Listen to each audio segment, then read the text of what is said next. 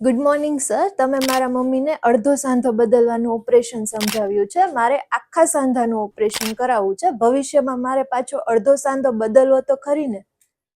Yes, આ બહુ સારો સવાલ છે તમારો. એવું ક્યારે હોતું નથી. આપણે હવે આ તમારો એક્સરે જોઈએ છે તો એમાં આપણે જોઈ શકીએ છીએ કે તમારા મધરનો બે સાઈડના ગોઠણનો અંદરનો ભાગ જે આ અહીંયા જોઈ શકીએ છીએ આપણે અંદરનો ભાગ ઘસાઈ ગયો છે, જ્યારે બહારનો ભાગ એકદમ સ્વસ્થ છે. તમે એ જોઈ શકો છો. હવે જ્યારે આપણે અંદરના ભાગનો જ સાંધો રિપ્લેસ કરશું, એટલે કે અંદરના ભાગનો જ સાંધો બદલશું, ત્યારે બહારનો જ ભાગનો જે સાંધો છે એકદમ નેચરલ રહેશે. એ નેચરલ રહેવાના લીધે એની લાઈફ પણ વધશે. પ્લસ આપણે કોઈ જ તાણિયા કાપવા વગર ઓપરેશન કરશું એટલે આ જે અડધો સાંધો બદલવાની આયુ છે એ ઘણી લાંબી રહેશે ને તમને ભવિષ્યમાં આખો સાંધો બદલાવાના ચાન્સીસ સાવ ઓછા થઈ જશે. Yes sir. મારા મધરનો પગ વાંકો છે તો અડધા સાંધાના ઓપરેશન પછી પણ એ સીધો થઈ જશે?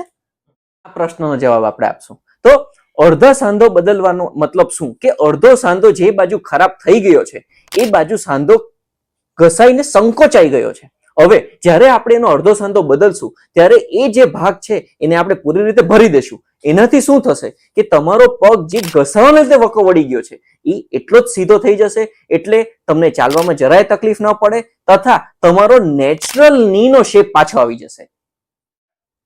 તો સર, શું મારા મધર ઓપરેશન પછી નીચે બેસી શકે છે પલાઠી વાળીને, ઉભળક પગે, કેવી રીતે? હા, તો આ પ્રશ્નનો જવાબ, આ બહુ કોમન સવાલ છે. હવે આ સવાલનો જવાબ છે આપણી પાસે કે આપણે આમાં શું કરો.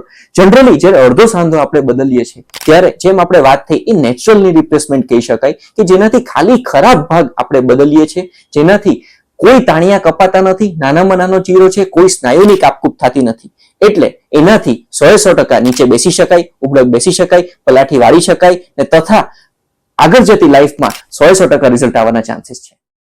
તો સર, અડધા સાંધાના ઓપરેશન પછી મારા મમ્મીને કેટલા ટાઈમ સુધી ફિઝિયોથેરાપીની જરૂર પડશે?